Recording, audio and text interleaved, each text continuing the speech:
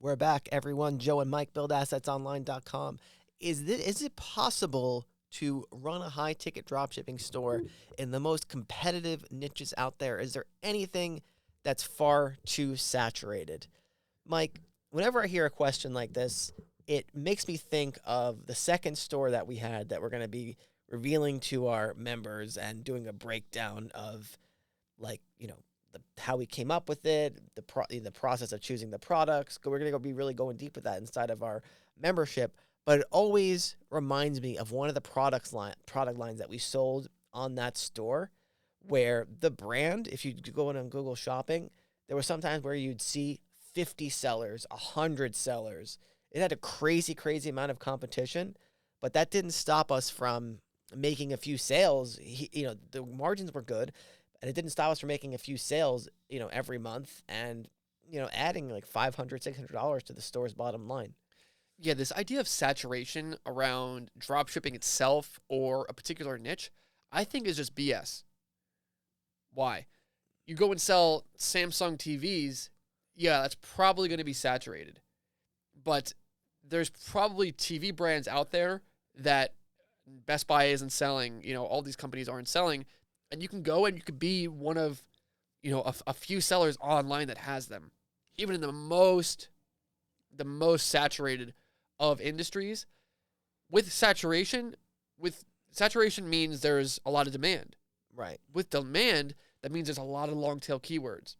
Right. With that, there's probably a lot of different variations of things. And so even on the topic of TVs, I guarantee you, if you search something like, what are the curved TVs, there's probably so many stupid variations of TVs out there, and these like luxury, not that well-known brands that you can acquire and successfully sell TVs. Well, I don't know if we I don't know if you could drop ship TVs that easily. If it was a drop shippable industry. Yeah. I'm just making the point that even amongst the highest of competition and amongst, some of the most competitive products, there are little hidden products that you can sell. You might be totally right about the fact that there might be some TV brands that you could drop ship. I actually wouldn't doubt that, because my wife was looking at some sort of like art display TV where it looks like a piece of art, but it's actually a TV. There you go. So I'm sure there's stuff like that out there, but when you think,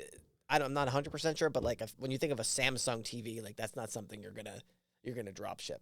Yeah, that's just the most extreme example. And I mean, we've sold things like there's things like ice makers and things like freezers and stuff that we've sold ourselves, and maybe it wasn't the best thing, but we didn't really go that deep into it, but we were able to make sales with it. Even our first store we ever made, there was super high cost per click, really competitive, but the margins were good and we were able to make sales. And so we've gone into so many saturated niches, and we've always been able to find our way because of our unique strategy to pivoting and finding those hidden product types within the saturated industry. Right. And it's important to know that if you're selling in a high demand, high saturation thing, it's probably not going to be like a game-changing product line for your store. This thing we're talking about that made a couple $100 a month extra for our store, I'll kind of recap the process a bit. So the one good thing about the Supplier is that they were very organized. They were very good, probably because they had so many drop shipping dealers that it was like the biggest CSV import I've ever done to Shopify. I remember importing like 2,000 products via CSV, and it was all different variations of like a singular product. Not like variations, it wasn't like a different color, but like different shapes and sizes and things like that. And we just uploaded these 2,000 products, let the ads run low, and then we would get these sales, a couple of them every month. The margins were good. The Supplier was fast.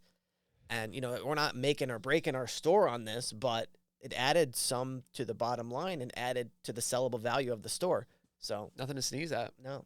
Those types of things can inform you of like, okay, maybe this product I shouldn't do, or I shouldn't like go super aggressive on, but maybe there's this product that's related to it. And now you find this totally new subset of suppliers and products that no one else is doing. Right. And so it's all just part of creating this store. And like you said, Joe, I mean, even in the grand scheme of selling an asset, even $500 a month, you get 40x on that because it's piled on with, a bunch of other products and stuff. What is that? 500 times 40?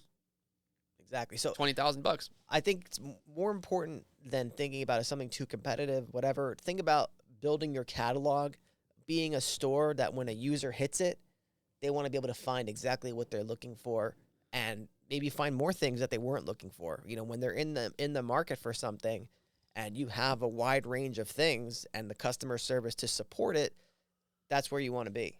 So, in summary, don't worry about one particular niche being saturated. Worry about one particular supplier being saturated. And even if you have that supplier, you can then find other suppliers, find other super related niches to go into, and you will find the little nuggets of gold.